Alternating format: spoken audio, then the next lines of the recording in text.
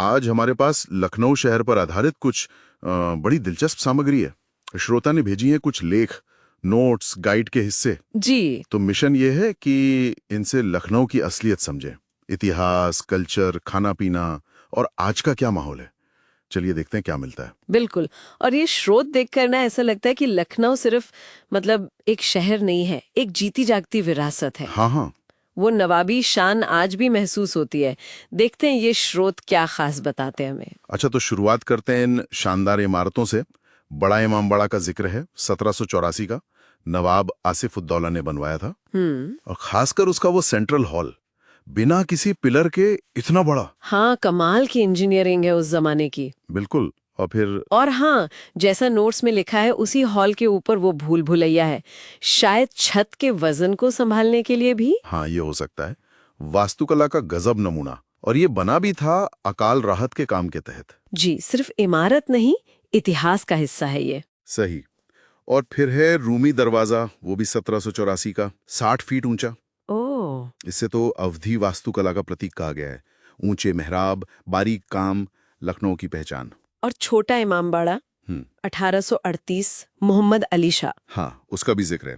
उसे palace of lights कहते हैं। अच्छा। क्यों? स्रोतों में लिखा है कि अंदर बेल्जियन झाड़ फानूस और रंगीन कांच लगे हैं। वाह, कल्पना कर सकती हूँ कितना खूबसूरत लगता होगा। और द रेजिडेंसी 1857 का जिक्र। जी, उसके खंडहर वो विद्रोह की कहानी कहते हैं। नोट्स बताते हैं कि वो लंबी घेराबंदी हुई थी वहां। इतिहास का क्या कहते हैं, एक गंभीर पन्ना। हाँ, इनके अलावा जामा मस्जिद है, 76 मंजिल, अंबेडकर पार्क का भी जिक्र है। हाँ, तो ये सब मिलकर लखनऊ की पूरी तस्वीर बनाते हैं, पुराना और नया। बिल्कुल। और इन्हीं इमारतों के साये में पनपी है वो लखनऊ की मशहूर तहजीब। हाँ, तहजीब। स्रोत कहते हैं ये सिर्फ अदब लिहाज नहीं है, इसमें उर्दू शायरी है, कथक की नजाकत है, गजले, कव्वाली, रूहानी सुकून। सही। और इसी तहजीब का जश्न है लखनऊ महोत्सव, है ना, नवंबर दिसंबर में। हाँ, गाइड में लिखा है 10 दिन का उत्सव, कला, लोक प्रदर्शन, पतंगबाजी भी। जी, ये शहर की नवाबी शान और वो गंगा जमुनी संस्कृति को जिंदा रखे हुए हैं। अच्छा, अब आते हैं उस चीज पर जिसके बिना लखनऊ अधूरा है, खाना। अरे वाह, लिस्ट तो लंबी है। हाँ खाने की बात हो और लखनऊ का जिक्र ना हो। टुंडे कबाब, गलाउटी कबाब, काकोरी कबाब, दम बिरयानी, निहारी और शीरमाल का कॉम्बिनेशन। और हाँ, कुल्फी। वाह। और ये सिर्फ नाम नहीं है, स्रोत बताते हैं कि ये नवाबी दौर की नफासत है, धीमी आंच पर पकने वाले जायके, मसालों का वो बारीक संतुलन, अवधी खाने की पहचान। बिल्कुल। और इसीलिए जैसा एक लेख में है, लखनऊ को यूनेस्को की क्रिएटिव सिटी ऑफ गैस्ट्रोनॉमी के लिए नामित किया गया है। अच्छा, ये तो बड़ी बात है। जी, ये उसकी सदियों पुरानी पाक कला को अंतर्राष्ट्रीय सम्मान है। खाने के साथ साथ खरीदारी का भी जिक्र है। चिकनकारी। हाँ, वो सफेद पपले पर सफेद धागे की कढ़ाई, कितनी नाजुक और खूबसूरत। और जरदोजी भी, सोने चांदी के तारों का काम। शाही काम है, बिल्कुल।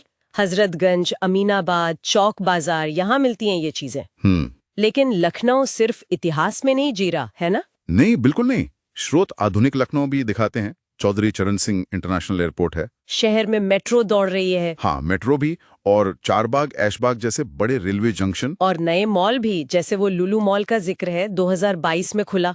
तो मतलब परंपरा और आधुनिकता साथ साथ चल रहे हैं। बिल्कुल, संतुलन बना हुआ है। यात्रा गाइड में कुछ टिप्स भी हैं। घूमने का बेस्ट टाइम अक्टूबर से मार्च, मौसम अच्छा रहता है। हाँ, मौसम सुहावना होता है। और शहर में घूमने के लिए मेट्रो, ऑटो, रिक्शा सब आसानी से मिलते हैं। और सलाह दी है कि गजल की शाम का अनुभव लें। और चिकनकारी जरूर खरीदें। हाँ, ये तो है। तो इन सब स्रोतों को मिलाकर देखें तो लखनऊ की एक बहुत जीवंत, बहुआयामी तस्वीर उभरती है। एक शहर जो अपनी नवाबी विरासत को, लाजवाब जायकों को, कला को बड़े प्यार से सहेज रहा है। और साथ ही आज के जमाने के साथ भी कदम मिला रहा है। बिल्कुल। तो सब कुछ समेटते हुए एक सवाल मन में आता है जी, कि भविष्य में लखनऊ अपनी इस खास ऐतिहासिक पहचान और गहरी सांस्कृतिक जड़ों को कैसे बचाए रखेगा, जबकि आधुनिक विकास भी तेजी से हो रहा है। ये तालमेल कैसे बैठेगा? ये सोचने वाली बात है। तो ये सवाल हम अपने श्रोताओं के लिए छोड़ते हैं। इस पर विचार जरूर कीजिए।